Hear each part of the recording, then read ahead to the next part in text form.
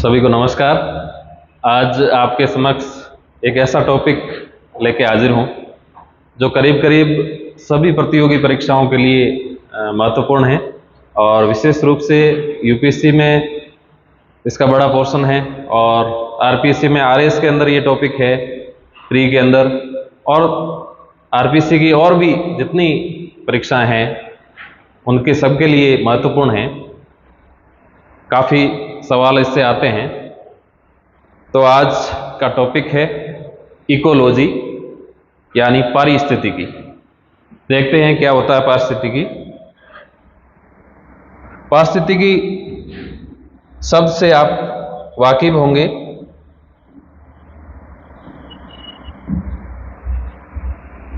पारिस्थितिकी एवं पर्यावरण वैसे लंबा टॉपिक है, लेकिन इस क्लास में हम केवल इकोलॉजी, पारिस्थितिकी का जो परिचय है उसके बारे में चर्चा करेंगे। देखिए, प्रकृति के अंदर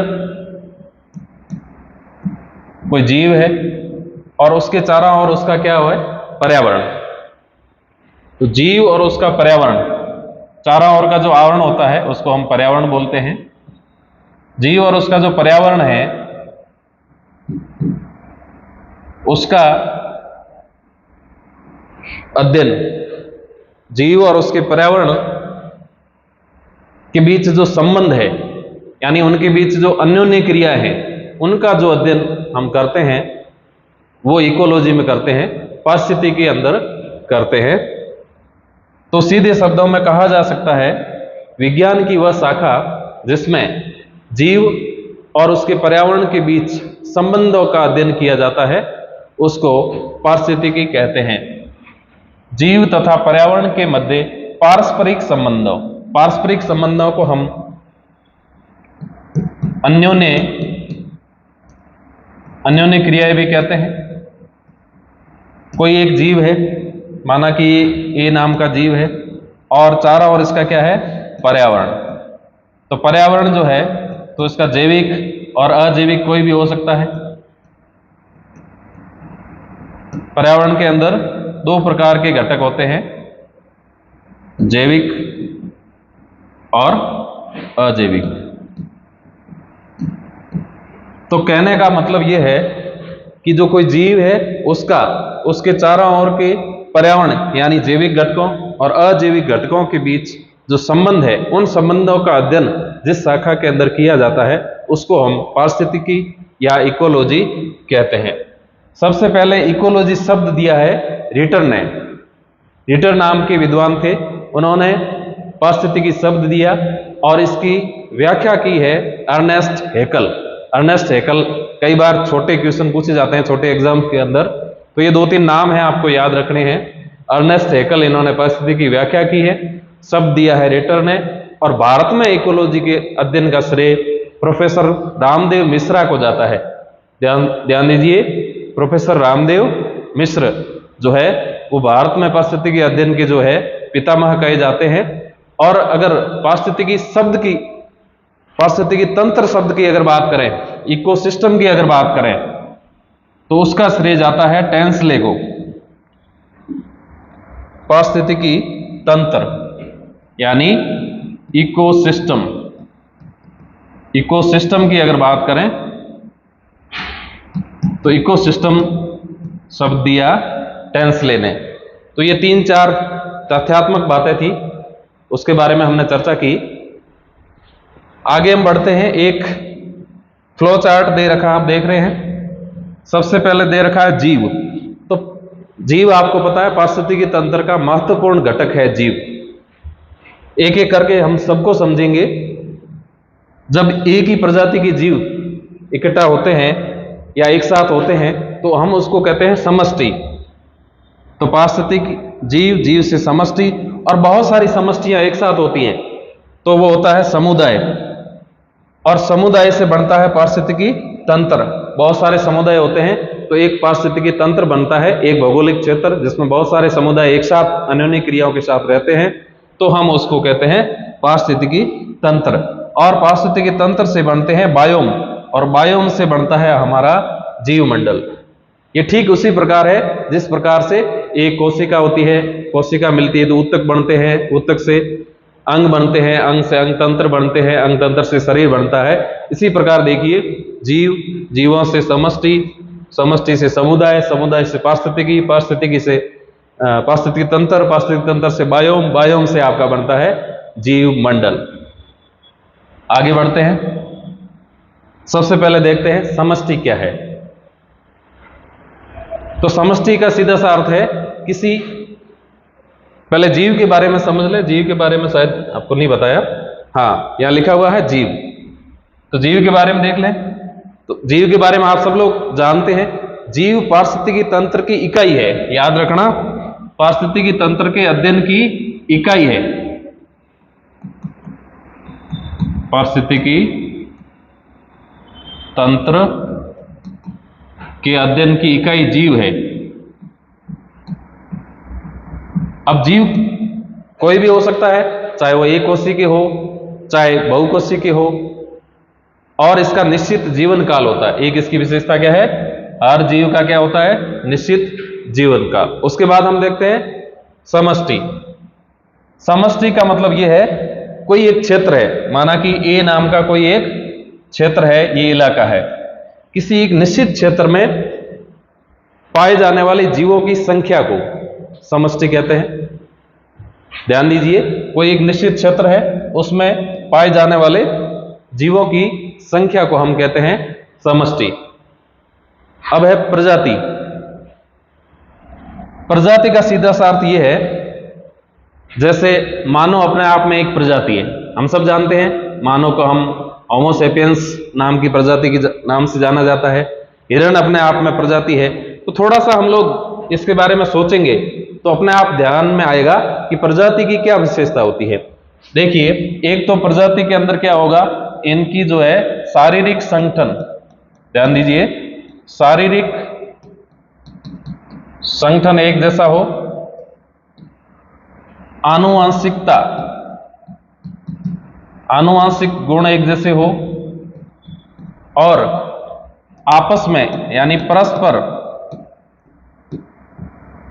प्रजनन की क्षमता हो, तो हम उसको क्या नाम देंगे, एक प्रजाति। जैसे हिरण एक प्रजाति होगी तो हिरणों की, सभी हिरणों की जो है उसकी संरचना होगी वो एक जैसी होगी, उनकी बनावट, शारीरिक और लाक्षणिक जो गुण हैं, उनका व्यवहार वो एक जैसा होगा। तो तीन चीजें हैं, शारीरिक संगठन, आनुवंशिक गुण, व्यवहार और परस्पर प्रजनन की क्षमता, जिससे वो संतति उत्पन्न कर सके। यानी एक प्रजाति का निश्चित लक्षण क्या होगा कि वो ऐसे जीव है जो आपस में प्रजनन करके जो है अगली संतान उत्पन्न कर सके, तो ही वो एक प्रजाति कहलाएंगे। आगे बढ़ते हैं, प्रजाति के बाद है विभिन्न प्रजातियों के कुछ प्रकार हैं जो बहुत बार परीक्षाओं में पूछे जाते हैं। कुछ ऐसी शब्दावली है जो एग्जाम के पॉइंट से बहुत इंपॉर्टेंट होती है। एंडेमिक यानी स्थानिक प्रजाति। देखो शब्द आया है स्थानिक। स्थानिक का सीधा सा मतलब है कि ऐसी प्रजाति जो एक किसी विशेष स्थान पर ही पाई जाती हो, वो दुनिया में और कहीं नहीं होगी, कोई किसी एक निश्चित स्थान पर होगी और वही प्रजाति और कहीं भी नहीं पाई जाएगी, उसको हम कहेंगे एंडेमिक स्पीसीज या स्थानिक प्रजाति। उसको हम क्या कहेंगे, एंडेमिक या स्थानिक प्रजाति। उदाहरण के लिए माउंट आबू, माउंट आबू में एक पौधा पाया जाता है, वो पौधा दुनिया में और कहीं नहीं पाया जाता है। उस पौधे का नाम है डिक्लिप्टेरा आबुएंसिस। डिक्लिप्टेरा आबुएंसिस।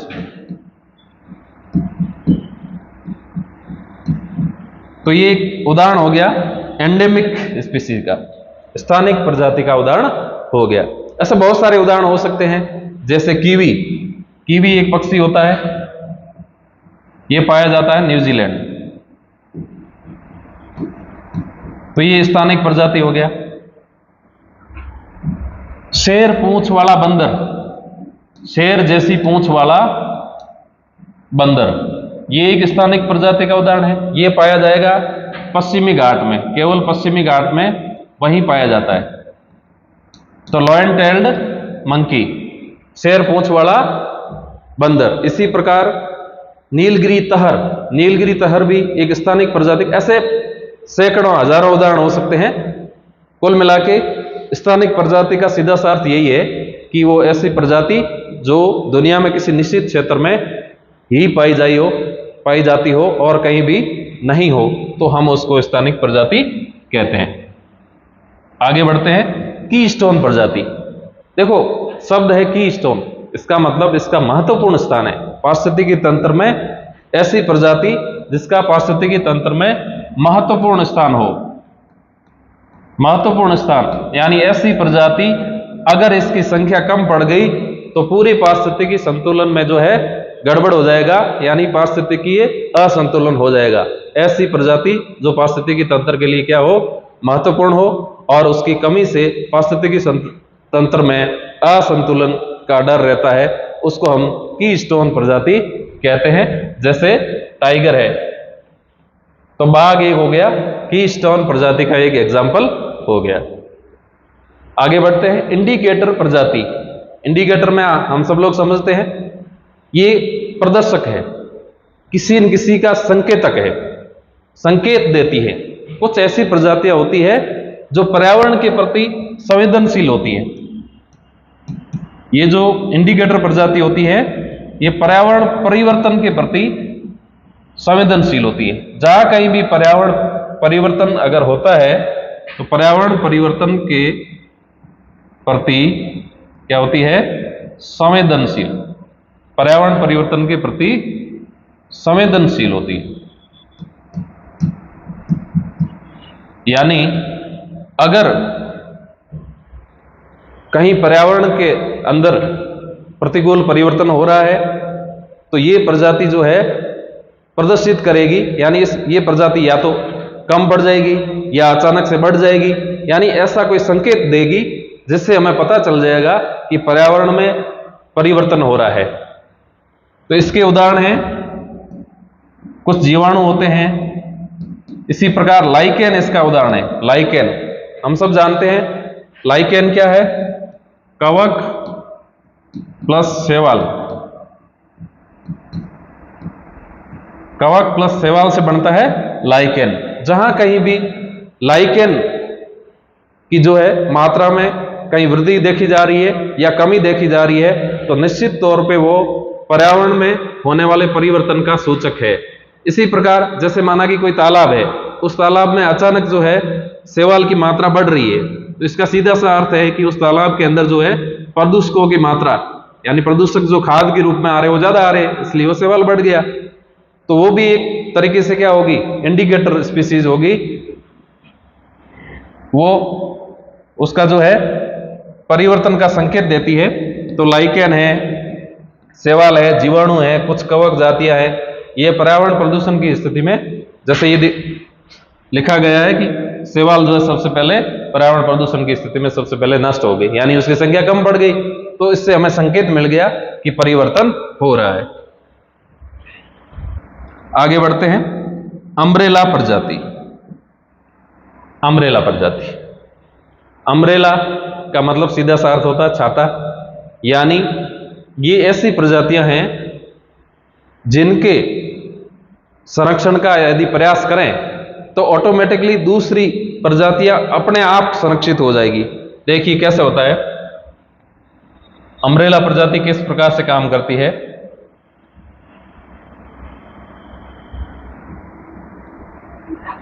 किसी भी प्रजाति को हम अम्ब्रेला प्रजाति कहने के लिए कुछ सामान्यतः मानक होते हैं, फिक्स कोई नियम नहीं है, लेकिन वो प्रजाति ऐसी होनी चाहिए जिसका शरीर बड़ा है, जिसकी परास ज्यादा है।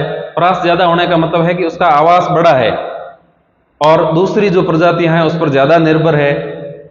तो उससे क्या होगा कि माना कि कोई ऐसी प्रजाति है जिसका आवास बहुत बड़ा है, यानी उसका जो घूमने का रेंज है बहुत बड़ा है, तो उसको अगर हमें संरक्षित करना है, सरकार को उसे संरक्षित करना है, तो केवल सरकार, जैसे प्रोजेक्ट टाइगर, तो सरकार प्रोजेक्ट टाइगर लाएगी, तो क्योंकि टाइगर की परास काफी बड़ी होती है, तो प्रोजेक्ट टाइगर लाएगी तो क्या होगा, वो पूरे इलाके को कवर करेगी और पूरा इलाका जब बड़े स्तर पे कवर होगा तो दूसरी जो प्रजातियां वो अपने आप कवर हो जाएगी। इसलिए ये दूसरी प्रजातियों की अपने आप से सुरक्षा करती है, इसलिए इनको छत्र प्रजातियां या अम्ब्रेला प्रजाति कहते हैं। हिंदी में इसको कहेंगे छत्र प्रजाति। तो ये अपने आप में छत्र छाया कर देगी बाकी प्रजातियों में। और इसकी एक और विशेषता है कि जिसके, तो सीधी सी बात है छत्र प्रजाति है तो संरक्षण के प्रयास भी उसके सबसे ज्यादा होंगे। तो कई बार यह भी लिखा हुआ होता है कि ऐसी प्रजाति जिसके संरक्षण के सर्वाधिक प्रयास किए जा रहे हैं उसको हम छत्र प्रजाति कहते हैं। तो सर्वाधिक प्रयास क्यों किए जा रहे हैं? वो इसलिए किए जा रहे हैं कि वो प्रजाति पारिस्थितिकी तंत्र के लिए बहुत महत्वपूर्ण है। अगर उसके एक के संरक्षण के हम प्रयास करेंगे तो क्या होगा, बाकी वाली प्रजातियां अपने आप इनडायरेक्टली उनको लाभ हो जाएगा, वो अपने आप उसकी छत्र छाया में सुरक्षित हो जाएगी। इसी प्रकार एक और नाम आता है फाउंडेशन स्पीसीज, फाउंडेशन प्रजाति। तो फाउंडेशन प्रजाति का मतलब है कोई सांकेतिक प्रतीकात्मक ऐसी प्रजाति हो जिसको किसी संस्था ने, सरकार ने, समुदाय ने एक प्रतीक के रूप में घोषित किया है और उसका संरक्षण किया जा रहा है, तो उसको हम कहेंगे फाउंडेशन प्रजाति। सॉरी, फाउंडेशन प्रजाति प्रतीकात्मक नहीं है, प्रतीकात्मक होती है फ्लैगशिप। ध्यान दीजिए, फ्लैगशिप प्रजाति। अगर कोई ऐसी प्रजाति जिसको प्रतीक घोषित किया गया है किसी देश का, किसी राज्य का, किसी समुदाय का, और उसका संरक्षण किया जाता है तो हम उसको कहेंगे फ्लैगशिप प्रजाति। और फाउंडेशन प्रजाति क्या है? फाउंडेशन प्रजाति का मतलब यह है कोई आधार बने। आधार बनने का क्या मतलब है? जैसे कोरल होते हैं, कोरल जीव होते हैं, समुद्र के अंदर पाए जाते हैं। इनके ऊपर क्या है? कैल्शियम कार्बोनेट का कवच होता है। तो धीरे धीरे इन कवच से क्या बनता है? आधार बन जाता है। समुद्र के अंदर कोरल रीफ जो बनती है, कोरल भित्ति बनती है, उसका आधार बनता जाता है, कोरल रीफ का आधार। तो कोरल क्या कहलाएगी? फाउंडेशन प्रजाति। यानी ये आधार बनी, फिर कोरल रीफ बन गई।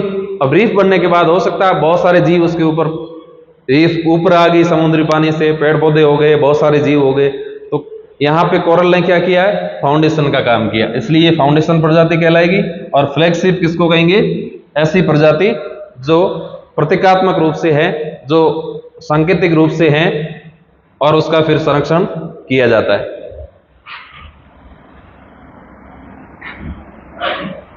आगे बढ़ते हैं। समुदाय, हमने पहले जीव की बात की थी, समष्टि की बात की थी, हमने प्रजाति की बात की थी। अब हम बात करते हैं समुदाय। तो प्रजाति में एक ही प्रजाति होती है, उसकी संख्या होती है। समुदाय में क्या होता है? बहुत सारी प्रजातियां किसी पारिस्थितिकी तंत्र में, माना कि ए प्रजाति, बी प्रजाति, सी प्रजाति, डी प्रजाति, किसी एक पारिस्थितिकी तंत्र में बहुत सारी प्रजातियों के जो जीवों का समूह है, बहुत सारे प्रजातियों का के जीवों का समूह है, उसको हम कम्युनिटी या समुदाय कहते हैं। अब बात करते हैं समुदाय का अनुक्रमण। पहले तो हम समझते हैं कि अनुक्रमण होता क्या है। इंग्लिश में इसको बोलते हैं सक्सेशन। तो सक्सेशन या अनुक्रमण, अनुक्रमण का अर्थ यह है कि माना कि कोई एक क्षेत्र था, यहां पे कोई अलग टाइप का पारिस्थितिकी तंत्र था या नहीं था, दोनों बातें हैं। या तो कोई अलग टाइप का पारिस्थितिकी तंत्र था या फिर बिल्कुल भी नहीं था, ये नग्न स्थान था, मरुस्थल था। अब क्या होता है, इस डायग्राम को आप ध्यान से देखिए। यहां पे एक नग्न चट्टान, यहां पे लिखा हुआ है नग्न चट्टान है, ऐसी कुछ चट्टानें हैं जो नग्न है, यानी यहां पे कोई अभी जीव वगैरह नहीं है। अब ये नग्न चट्टानें जो है, थोड़े दिन बाद क्या होता है, कुछ फेवरेबल कंडीशन बनती है, कुछ दूसरी प्रजातियां आती है जिसको हम पायोनियर, पहली बार जो आती है उसको पायोनियर, आगे चर्चा करेंगे, पायोनियर प्रजाति कहते हैं।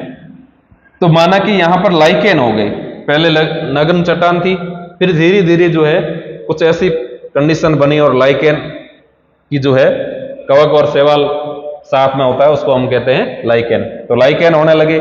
थोड़े दिन बाद हमने देखा कि लघुवर्षीय पौधे, कुछ छोटे छोटे पौधे जो लघुवर्षीय हो, घास टाइप के हो, लाइकेन और लघुवर्षीय पौधे दोनों हो गए। फिर कुछ समय बाद हम देखते हैं धीरे धीरे क्रमिक रूप से आगे बढ़ रहे हैं। देखो, समुदाय का अनुक्रमण धीरे धीरे आगे बढ़ रहे हैं। नगन चट्टान, फिर उसके ऊपर लाइकेन आ गए, फिर लाइकेन और कुछ बहुवर्षीय पौधे आ गए। फिर देखिए बहुवर्षीय पौधे, कुछ शाक और घास, कुछ और प्रजातियां आ गई। ऐसे बदलाव होते रहते हैं। और देखिए मृदा का लेवल जो है यहाँ पे बिल्कुल कम था, फिर धीरे धीरे जो है मृदा का जो स्तर है वो भी बढ़ रहा है, मृदा की जो मोटाई है वो भी बढ़ रही है। तो बहुवर्षीय पौधे आ गए, फिर घास, झाड़ियां, कुछ और बड़े पौधे होने लगे, छाया वाले पौधे, झाड़ी क्षूप के टाइप होने लगे, और बाद में छाया सहरा क्षेत्र, पेड़ और बड़े बड़े पेड़ हो गए।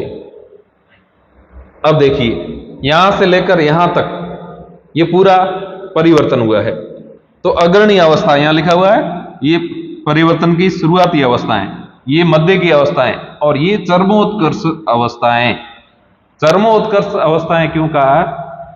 कि जो पहले जो स्थिति थी, ये नगन चट्टान वाला स्थान था, स्थल था, ये किस में परिवर्तित हो गया? एक घने जंगल में परिवर्तित हो गया।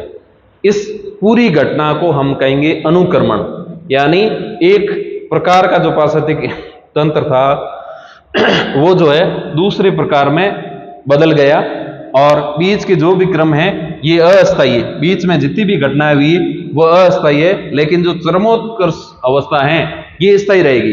अब ये जो इकोसिस्टम विकसित हो गया ये लंबे समय तक यहाँ पर रहेगा, ये स्थायी फॉर्म है। इसको हम कहते हैं अनुक्रमण या सक्सेशन। तो अनुक्रमण जो होता है उसके चरण की बात करते हैं।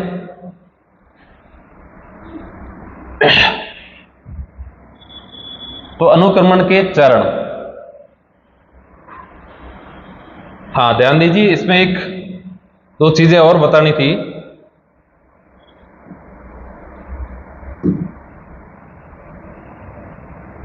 अनुक्रमण में ही प्रकार से पहले एक दो शब्दावली है जो महत्वपूर्ण, वो बताना चाह रहा था मैं।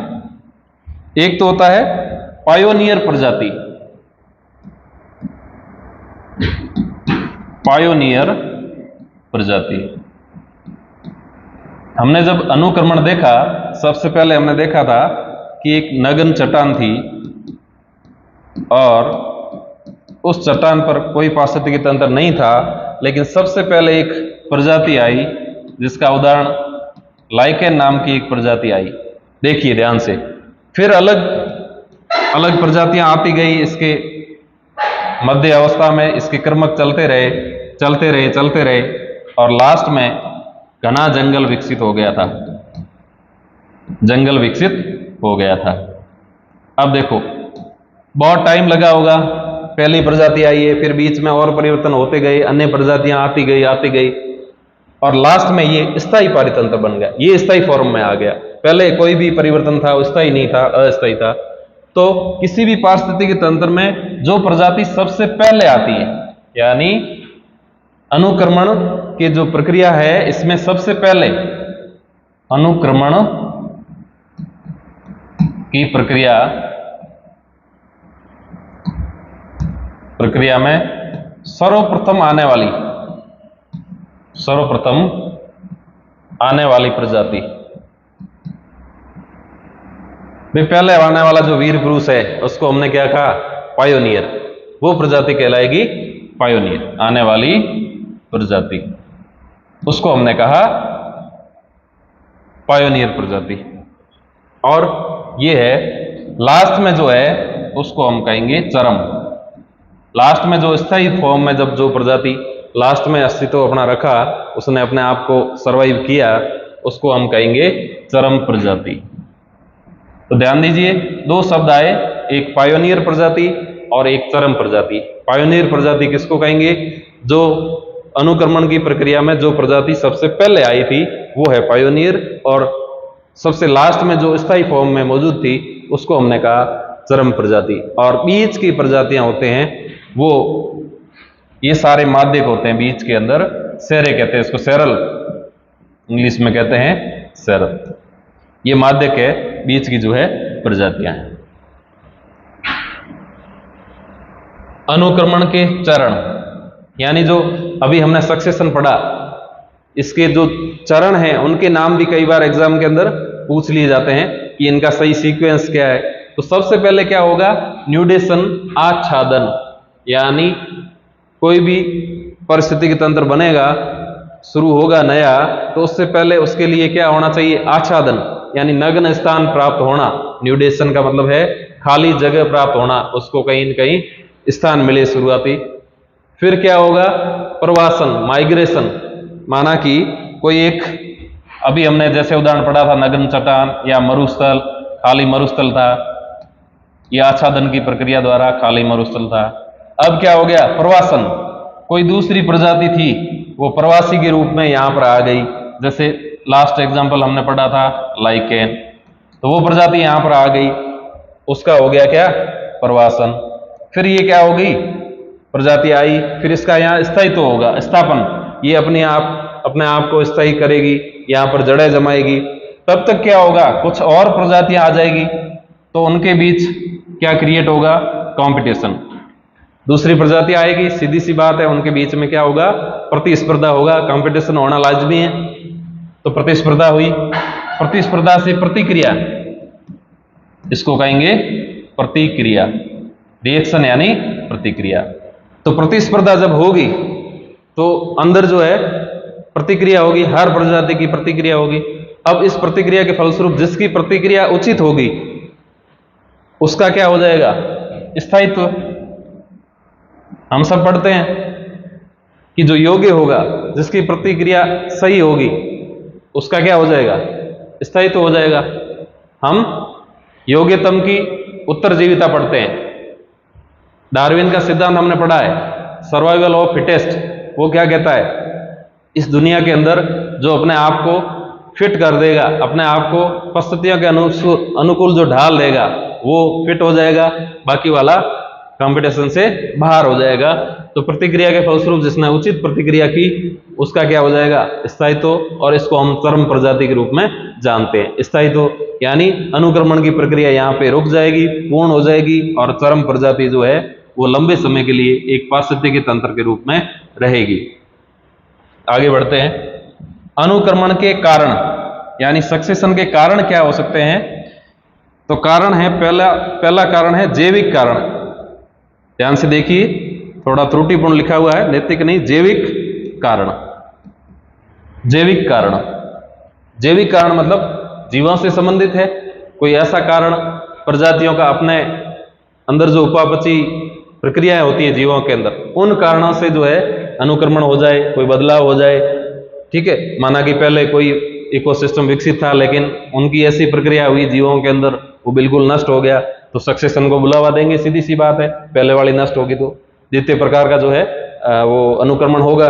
जैविक कारक हो सकते हैं। फिर जलवायु कारक। जलवायु कारक का मतलब क्या हुआ कि कोई माना कि स्थान था, वहां पर जो है ज्वालामुखी विस्फोट हो गया, पूरा स्थान जो है मरुस्थलमय हो गया, लावा फैल गया, और उसके बाद जब लावा शांत हो गया तब वहां पर नई अनुक्रमण की प्रक्रिया शुरू हो गई। या भूकंप के कारण कोई परिवर्तन आ गया, या अचानक से तापमान बढ़ गया, तो वहां की जो पहले वाली प्रजातियां या तो नष्ट हो गई या कोई नया अनुक्रमण शुरू हो गया। तो इस प्रकार के कारण जो है जलवायु से संबंधित कारण हो सकते हैं या जीवों से संबंधित कारण हो सकते हैं, उसको हम जैविक कारक कहेंगे। और जलवायु से संबंधित कारणों को हम क्या कहेंगे, जलवायु कारक, क्लाइमेटिक फैक्टर। अनुक्रमण के प्रकार, दो प्रकार का अनुक्रमण है, प्राथमिक अनुक्रमण और द्वितीयक अनुक्रमण। ध्यान दीजिए, प्राथमिक और द्वितीयक। देखिए, अभी जो हमने पहले अनुक्रमण का जो एग्जाम्पल पढ़ा था वो दरअसल प्राथमिक अनुक्रमण का एग्जाम्पल था। उसमें हमने क्या पढ़ा था कि नग्न चट्टान, नग्न चट्टान थी। इसका मतलब यहां पहले से कोई पारिस्थितिकी तंत्र मौजूद नहीं था, पहले से कोई, शॉर्ट में लिख देता हूं, तंत्र मौजूद नहीं, पहले से कोई तंत्र मौजूद नहीं है, यानी खाली स्थान है, नगन चट्टान हो, चाहे मरुस्थल हो। ठीक, अब यहां अनुक्रमण की प्रक्रिया प्रारंभ होगी। कैसे होगी? सबसे पहले कौन सी प्रजाति आएगी? पायोनियर प्रजाति। कौन सी आएगी? पायोनियर। पायोनियर आएगा, ठीक है। फिर उसके अलग मध्यक जो क्रम की अवस्था है वो चलती रहेगी, चलती रहेगी, और लास्ट में क्या होगा? चरम प्रजाति। लास्ट में कौन सी होगी? चरम प्रजाति। चरम प्रजाति क्या हो जाएगी? स्थायी हो जाएगी, और यहां एक पारिस्थितिकी तंत्र विकसित हो जाएगा। तो कहने का मतलब है ऐसा अनुक्रमण जिसमें पहले से कोई पारिस्थितिकी तंत्र मौजूद नहीं हो, केवल नया पारिस्थितिकी तंत्र अगर विकसित होता है तो हम उसको प्राथमिक अनुक्रमण या प्राइमरी सक्सेशन कहते हैं। यहां देखिए इस केस में पहले से कोई पारिस्थितिकी तंत्र मौजूद नहीं था, नगन चट्टान थी या मरुस्थल था, प्रजाति आई, फिर उसके मध्य की जो अवस्थाएं चलती रही, और लास्ट में कुछ समय बाद जो है पारिस्थितिकी तंत्र विकसित हो गया। दूसरे एग्जाम्पल से समझना चाहें तो समझ सकते हैं। माना कि यहाँ कोई तालाब था, समय के साथ क्या हुआ? तालाब सूख गया, अब कुछ नहीं रहा, यानी यहाँ कोई भी मौजूद नहीं है।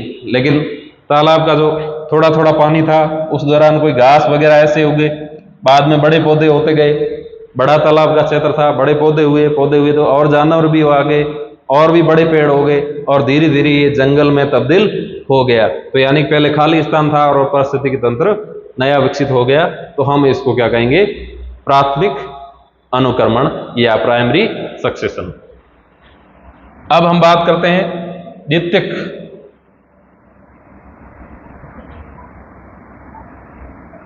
द्वितीयक अनुक्रमण। देखिए द्वितीयक अनुक्रमण का सीधा सा अर्थ है कि यहां पहले से कोई पारितंत्र था, लेकिन क्या हुआ? समय के साथ परिस्थितियां बदली और उसका स्थान, पहले वाले पारिस्थितिकी तंत्र का स्थान दूसरे तंत्र ने ले लिया। वहां पहले से हटकर एक नई प्रकार की प्रजातियां स्थापित हो गई। तो इसको हम कहेंगे द्वितीयक अनुक्रमण, यानी कि पहले से कोई पारिस्थितिकी तंत्र मौजूद था। माना कि घना जंगल था,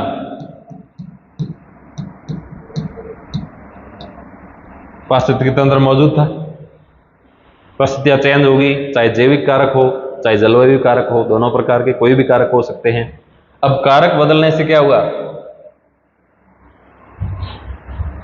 इसमें शुरू हुआ सक्सेशन। यहां कोई पायोनियर दूसरी प्रजाति घुसने लगी और ये वाली प्रजातियां खत्म होने लगी, धीरे धीरे धीरे खत्म होते गए, ये वाली खत्म होगी और नई प्रजातियां आती गई। उसके क्रम चलते रहे और लास्ट में एक नया प्रकार का पारिस्थितिकी तंत्र विकसित हो गया। यानी क्या किया है? पुराना तंत्र और ये नया पारितंत्र। तो नए पारितंत्र ने क्या किया है? पुराने तंत्र को विस्थापित किया है, रिप्लेस किया है। पहले से मौजूद जो तंत्र था उसको इसने क्या कर दिया? रिप्लेस कर दिया। तो हम इसको क्या कहेंगे? Secondary succession. इसको कहेंगे द्वितीयक अनुक्रमण। इसको कहा जाएगा द्वितीयक अनुक्रमण। आगे बढ़ते हैं। ये प्राइमरी सक्सेशन का एक डायग्राम आप देख सकते हैं। लाइकेन आई, फिर स्मॉल एनुअल प्लांट्स आ गए, यानी छोटे वार्षिक पौधे आ गए, फिर ग्रास वगैरह घास आ गई और आगे इस प्रकार से बढ़ते बढ़ते छायादार वृक्ष हो गए, नया पारिस्थितिकी तंत्र विकसित हो गया। देखिए यहाँ पे क्या लिखा हुआ है? पायोनियर स्पीसीज, यानी पायोनियर प्रजाति। पायोनियर प्रजाति हम किसको कहते हैं? अनुक्रमण की प्रक्रिया में जो प्रजाति सबसे पहले आने वाली होती है। पहले आने वाला कौन है? पायोनियर। फिर ये इंटरमीडिएट स्पीसीज है, ये मध्य की अवस्थाएं हैं, इंटरमीडिएट। उसके बाद लास्ट में जो कम्युनिटी रहेगी उसको हम कहेंगे क्लाइमैक्स, यानी हिंदी में इसको कहेंगे चरम प्रजाति या चरम समुदाय। यहाँ पे जो भी समुदाय रहेगा, समुदाय शब्द सही रहेगा क्योंकि एक प्रजाति नहीं होगी, पारितंत्र होगा तो बहुत सारी प्रजातियां हो सकती है। तो चरम समुदाय। इसी प्रकार देखिए सेकेंडरी सक्सेशन, द्वितीयक अनुक्रमण, इसमें भी ऐसे ही होगा। देखिए पहले कोई न कोई यहाँ एक पारितंत्र था, अलग टाइप का था, ठीक। फिर माना कि क्या हुआ, यहाँ एक घटना घटी और आग लग गई, आगजनी हो गई। माना कि कोई जंगल था, अभी हवाई द्वीप की जो आपने सुनी होगी दावानल, जंगलों में आग लग जाती है कई बार, बांस वगैरह ऐसे पौधे होते हैं, उनकी गर्मी से रगड़ से अचानक आग अपने आप लग जाती है। तो आग लग गई, पहले वाला जो पारितंत्र था वो नष्ट हो गया। फिर थोड़े टाइम बाद कौन आता है, पायोनियर आता है। फिर धीरे धीरे मध्य की अवस्थाएं शुरू होती हैं, इंटरमीडिएट स्पीसीज आती है, और एक लंबे समय बाद, ये अचानक नहीं घटित होता है, काफी टाइम लगता है इसको स्थायी होने में, यानी चरम प्रजाति स्थापित होने में काफी टाइम लगता है। और धीरे धीरे क्लाइमैक्स कम्युनिटी हो गई, चरम समुदाय, चरम समुदाय। तो अब यहां पे कौन आ गया, चरम समुदाय। तो द्वितीयक अनुक्रमण हुआ, क्यों, पहले यहां कोई पारितंत्र मौजूद था, किसी घटना से ये जो है एकदम बदल गया, और फिर जो है नया पारितंत्र यहां पे आ गया। आगे हम पढ़ते हैं धनात्मक, ये जो अंतरजातीय संबंध, नेक्स्ट क्लास में पढ़ेंगे अंतरजातीय संबंध, यानी जो प्रजातियां होती हैं उनके बीच संबंध किस प्रकार के होते हैं। दो प्रकार के संबंध होते हैं, धनात्मक और ऋणात्मक। तो ये नेक्स्ट क्लास में हम पढ़ेंगे अंतरजातीय संबंधों।